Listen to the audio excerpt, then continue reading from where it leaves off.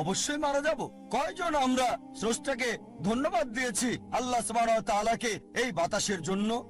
আল্লাহ বলেন কোরআনে সূরা ইব্রাহিম অধ্যায় 14 আয়াত 34, যদি তুমি গণনা করো এই নিয়ামত আল্লাহ তাআলার গুণে শেষ করতে পারবে না। আর মানুষ আসলেই অবিবেচক, অকৃতজ্ঞ।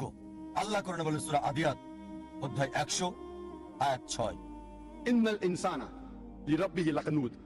বস্তুত মানুষ তার প্রতিপালকের প্রতি বড়ই অকৃতজ্ঞ। আল্লাহ অনেক জায়গায় বলেছেন যে বস্তুত মানুষ তার রবের প্রতি অকৃতজ্ঞ। আল্লাহ সুবহানাহু ওয়া তাআলা আমাদের প্রশংসা আর উপাসনা চান তার নিজের জন্য নয়, আমাদের কল্যাণের জন্যই, মানুষের কল্যাণের জন্য।